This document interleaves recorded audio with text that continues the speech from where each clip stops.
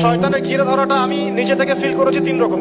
ভাই, যখন একটা মানুষ পরিপূর্ণ শয়তানের দাসত্ব করে, গান বাজনা করে, বাদ্যযন্ত্র বাজায়, গাঁজা খায়, মদ খায়, হ্যাঁ, শয়তান ওকে কিছুই বলে না।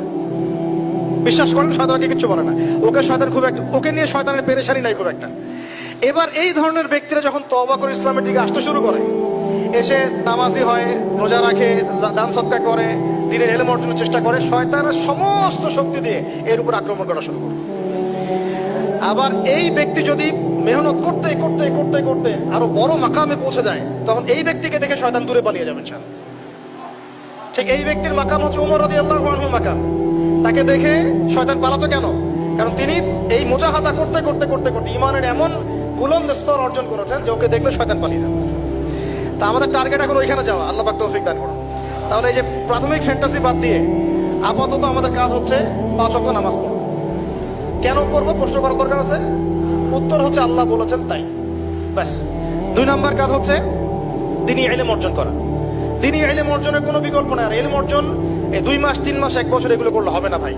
এই মাঝখান থেকে একটা বই টান দিচ্ছেন, ওই একটা বই টান দিচ্ছেন, অমুক রাইটারের একটা বই পড়লাম, অমুক তমুক একটা পড়লাম, এভাবে হবে না। 98% যুবক এভাবে পড়াশোনা করে। আমাদের জেনারেল শিক্ষিত 98% যুবক এভাবে পড়াশোনা করে, জেনারেল শিক্ষিত। এই পড়াশোনা দিয়ে আপনি হয়তো কিছুটা জ্ঞান পাবেন, ভাষা জ্ঞান পাবেন, কিন্তু গভীরতা ঢুকতে পারবেন। আর ইব্রাহিম আলাইহিস সালামকে বলা মাত্রই কোনো বিজ্ঞান নাই, কোনো যুক্তি নাই, কোনো দর্শন, কিছুই নাই। তিনি বললেন সামি'না ওয়া আতা'না, শুনলাম মানলাম। আল্লাহ পাক বলেছেন ব্যাস।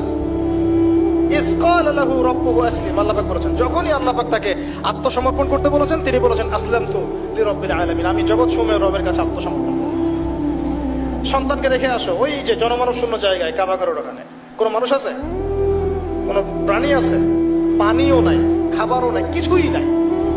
কোনো পাগল ওই কাজ করতো নাকি যুক্তি বিজ্ঞান দর্শন দিয়ে? বলেন, আপনার কি লজিকে ধরে এটা? আমি পারবো আমার সন্তানটাকে রেখে আসতে, আমার স্ত্রীকে রেখে আসতে? ইব্রাহিম আলাইহিস সালাম করলেন। এই যে যখনই আল্লাহর হুকুম এসেছে তখনই নিজের মাথাটাকে সমর্পণ করা, এটাকে আল্লাহ পাক বলছেন ইসলাম। এটা কি বলছেন? এটাই ইসলাম। এখানে আমার যুক্তির দরকার নাই, বিজ্ঞানের দরকার নাই। থাকতে পারে বৈজ্ঞানিক ব্যাখ্যা, আমার না জানলেও চলবে। থাকতে পারে যুক্তি, না জানলেও চলবে। থাকতে পারে কোনো দর্শন, না জানলেও চলবে। আল্লাহর হুকুম, এটাই বড় কথা, ব্যাস। এর নাম হলো ইসলাম। এখন বলেন, এই ইসলামের আওতায় কত % মুসলিম আছে বাংলাদেশে? আল্লাহ পাকের হুকুম আসছে, বাস মাথা পেতে দিচ্ছে। বলেন এখন দেখি।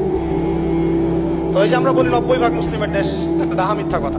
যেমন ইব্রাহিম আলাইহিস সালাম জীবনের পদে পদে এভাবে আত্মসমর্পণ করেছেন, ঠিক তেমনি মুহাম্মদ সাল্লাল্লাহু আলাইহি ওয়াসাল্লাম পুরো জীবনভর যখনই আল্লাহর যে হুকুম এসেছে মাথা পেতে নিয়েছে। মিল আছে না? সমাজ বাধা দিয়েছে ইব্রাহিম আলাইহিস সালামকেও, মুহাম্মদ সাল্লাল্লাহু আলাইহি ওয়াসাল্লাম। তারা উভয়ই সমাজের এই প্রচলিত জাহিলিয়াতের বিরুদ্ধে লড়াই করেছে। ইব্রাহিম আলাইহিস সালামকে আগুনের পরীক্ষা দিতে হয়েছে, তাই না? আর নবী সাল্লাল্লাহু আলাইহি ওয়াসাল্লামকে বললাম 15টা গালি খেতে হয়েছে, 16 বার হত্যা করার চেষ্টা করা হয়েছে। ইব্রাহিম আলাইহিস সালাম বলতেন হাসবি আল্লাহ ওয়া নি'মাল ওয়াকিল। সারা জীবন নবী সাল্লাল্লাহু আলাইহি ওয়াসাল্লাম বলেছেন হাসবুনাল্লাহু ওয়া নি'মাল ওয়াকিল। সূরা তাওবার শেষের দিকে পড়ে দেখেন। ইব্রাহিম আলাইহিস সালামকে শেষমেশ ওই এলাকার সমাজ ছেড়ে চলে যেতে হলো ওই যে ইয়াতে বাইতুল মাকদাসের ওখানে। ঠিক একইভাবে মুহাম্মদ সাল্লাল্লাহু আলাইহি ওয়াসাল্লামকে 13 বছর জুলুম সহ্য করার পরে চলে যেতে হলো মদিনায়। মিল আছে? ইব্রাহিম আলাইহিস সালামের সাথে কেউ নাই, তার স্ত্রী সারা আর এক স্ত্রী হাজেরা। মুহাম্মদ সাল্লাল্লাহু আলাইহি ওয়াসাল্লামের সাথেও খুব বেশি মানুষ নাই, কোটি কয়েক কিছু সাহাবী। ইব্রাহিম আলাইহিস সালামের লেগেসি বহন করেছেন তার সন্তানরা, আর এদিকে নবী সাল্লাল্লাহু আলাইহি ওয়াসাল্লামের লেগেসি বহন করেছেন আবু বকর, ওমর, ওসমান, আলীর মতো মানুষ রাদিয়াল্লাহু আনহু। ইব্রাহিম আলাইহিস সালামের আদর্শ সারা দুনিয়া ছড়িয়ে পড়েছে, পড়ে নাই? এবং ইহুদি, খ্রিস্টান, মুসলিম সবাই তাকে সম্মান করে।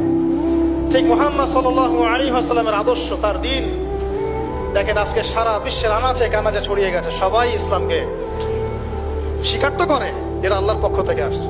কেউ হয়তো আত্মসমর্পণ করে, কেউ করে না।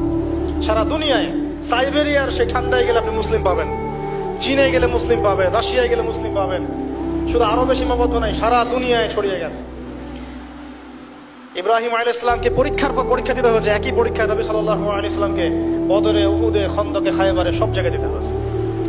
ইব্রাহিম আলাইহিস সালাম মূর্তি ভেঙেছিলেন, মনে আছে?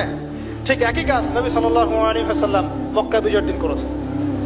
এই দুইজনের জীবনী খালি পড়ে দেখেন, আমি বলে শেষ করতে পারবো না, সময় নাই আমাদের হাতে। প্রত্যেক পদে পদে মিল আছে, প্রত্যেক পদে পদে। এই কারণেই হয়তোবা আমরা দরুদ ইব্রাহিম যখন পড়ি, আমরা অন্য কোন নবীর নাম নিচ্ছি না, আমাদের নবীর সাথে ইব্রাহিম আলাইহিস সালামের নাম নিচ্ছি। সুবহানাল্লাহ। হয়তোবা এই কারণেই আমাদের নবী সাল্লাল্লাহু আলাইহি ওয়াসাল্লাম যখন মেরাজে গিয়েছেন না, তিনি বলেছেন, আমি মেরাজে গিয়ে দেখলাম সপ্তম আসমানের একজন ব্যক্তি বাইতুল মামুরের সাথে হেলান দিয়ে বসে আছেন।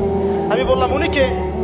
জিবরাইল আলাইহিস সালাম বলে, উনি হচ্ছেন আপনাদের এই যে ফাদার অফ দ্য নেশন, মানে মুসলিম জাতির পিতা, তিনি হচ্ছেন ইব্রাহিম আলাইহিস সালাম। ওখানে একটা কাবা ঘরের মতো ঘর আছে, বাইতুল মামুর, ওখানে তাওয়াফ করে ফেরেশতারা। ঠিক আছে? নবী সাল্লাল্লাহু আলাইহি ওয়াসাল্লাম বলেন, আমি সেদিন দেখেছি আমার চেহারা আর আমার বাবার চেহারা, মানে ইব্রাহিম আলাইহিস সালামের চেহারা একদম হুবহু মিল আছে।